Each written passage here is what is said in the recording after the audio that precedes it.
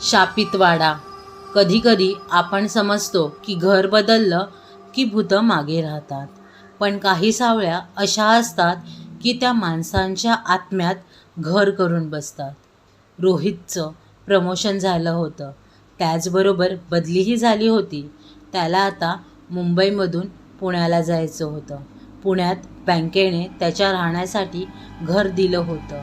घर कसलं, जुना वाडा होता तो वाडा बरेच वर्षापासून बँकेकडेच होता.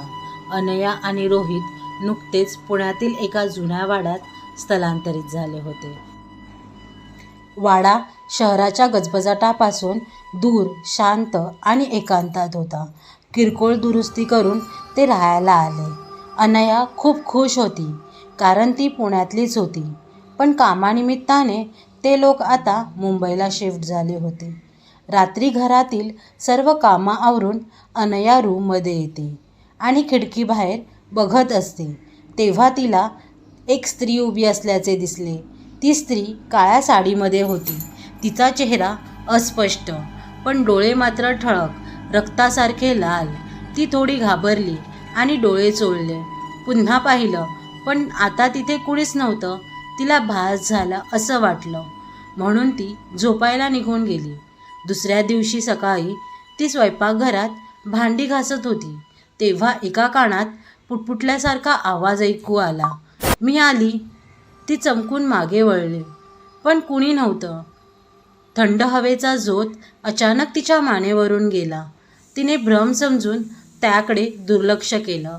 त्यानंतर दिवसभर तिला काही त्रास झाला नाही, म्हणून ती सर्व विसरून गेली.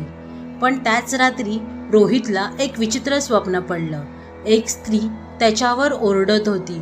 तिचा चेहरा खूप विचित्र होता आणि ती म्हणत होती, माझं घर तू कसं घेऊ शकतोस? तो अचानक उठला आणि खूप घाबरला होता. त्याला तसं बघून अनयाने त्याला विचारलं, काय झालं? इतका का घाबरला आहेस? त्यावेळी त्याने तिला काही सांगितलं नाही आणि परत झोपून गेला. पण काही केल्या त्याला झोप येत नव्हती.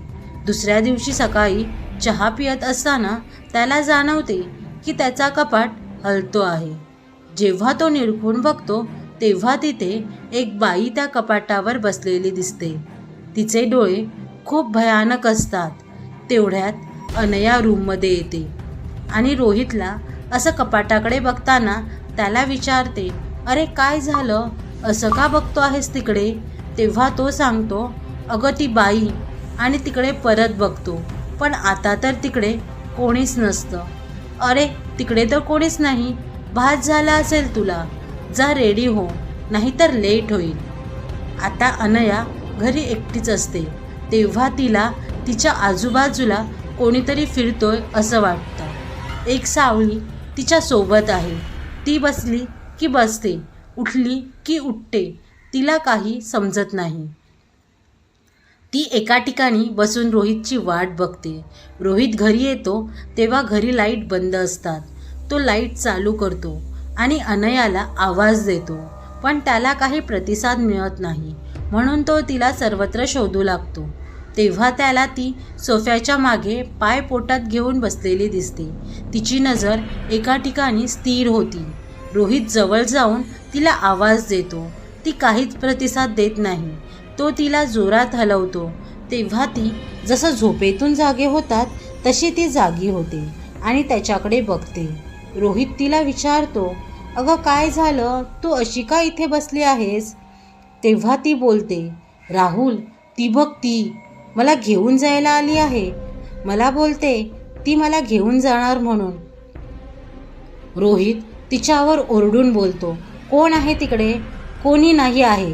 कोण काही नाही करणार तुला, मी आहे ना. अनया रडतच त्याच्या खांद्यावर डोकं ठेवते.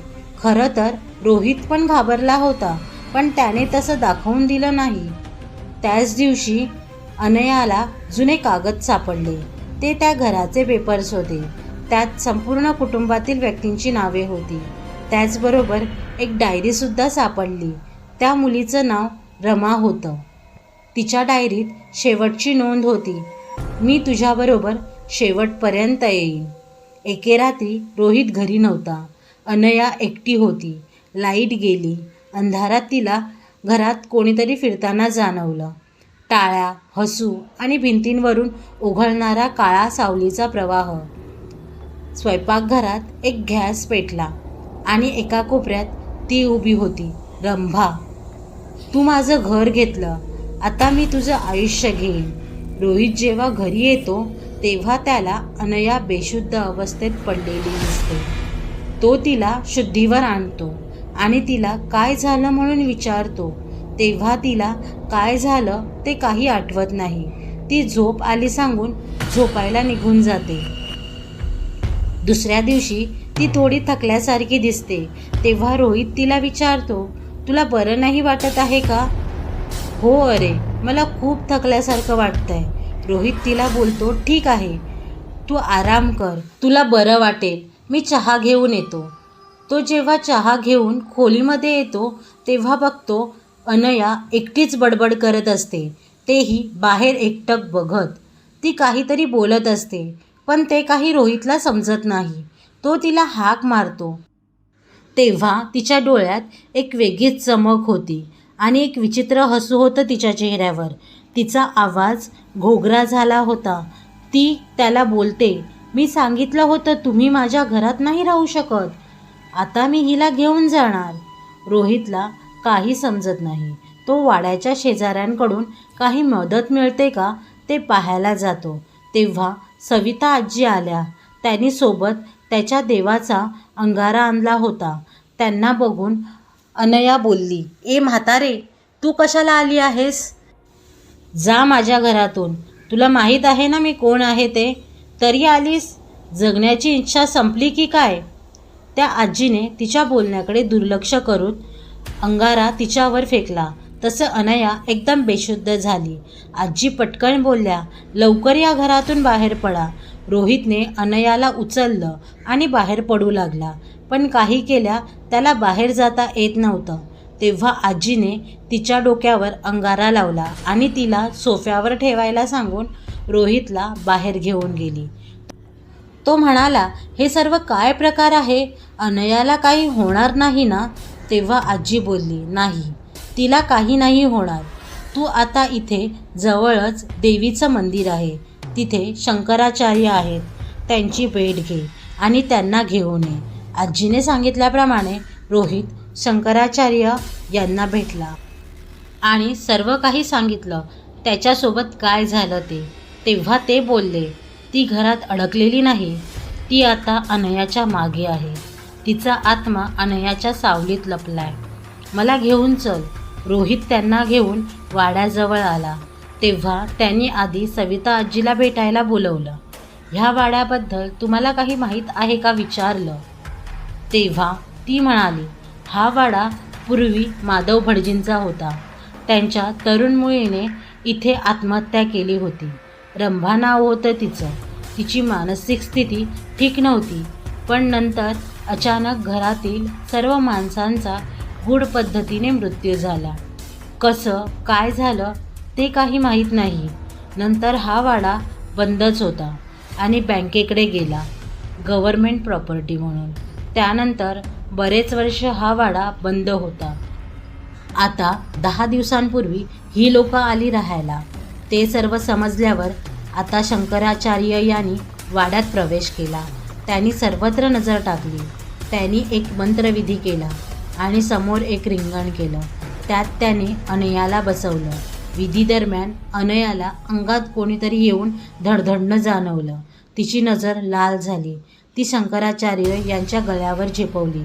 रोहितने वेळेवर तिला थांबवलं आणि तिला भानावर आणण्याचा प्रयत्न केला. तिला चक्कर येत होती. रोहितने तिला खोलीत झोपवलं आणि शंकराचार्य यांच्या जवळ आला बोलायला. हे सर्व काय होतं? तेव्हा ते बोलले, ही आत्मा खूप शक्तिशाली आहे. अनया पूर्णपणे रंभा या वशमध्ये आहे. ह्या घरात कुठेतरी अशी जागा आहे जिथे या दोघींचा आत्मा एकरूप झाला आहे. ती जागा आपल्याला शोधली पाहिजे. तुला असं काही माहीत आहे का या वाड्याबद्दल जे तुला विचित्र वाटलं असेल? रोहित बोलतो, हो, इथे खाली बंद खोलीत एक आरसा आहे, पण तो अजून सुव्यवस्थित आहे आणि त्यावर जरासुद्धा धूळ नाही आहे. शंकराचार्य यांनी तो आरसा तिथून वर आणायला सांगितलं, पण त्यावर कपडा टाकून. रोहितने तसंच केलं. शंकराचार्य यांनी एक यज्ञ केला आणि त्याच्या समोर आरसा ठेवला आणि त्यांनी अनयाच्या भोवती रिंगण केलं नव्हतं, तर त्यांनी स्वतः आणि रोहित भोवती ते रिंगण केलं होतं.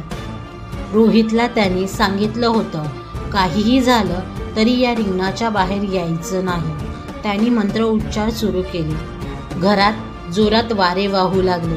खिडकी दरवाजे एकमेकांवर आपटू लागले. बाहेरील पालापाचोळा उडून घरात येऊ लागला. भूम विजू लागला. तेव्हा शंकराचार्य यांनी जवळील विशिष्ट अशा काही काठ्या त्यांनी त्यामध्ये टाकल्या आणि होम परत पेटू लागला. या दरम्यान त्यांनी जरासुद्धा मंत्रोच्चार थांबवला नाही. इकडे आता रोहितला अनयाचा विव्हळण्याचा आवाज ऐकू येऊ लागला. ती त्याला बाहेर बोलवत होती, पण रोहितने मन शांत करून डोळे बंद करून घेतले.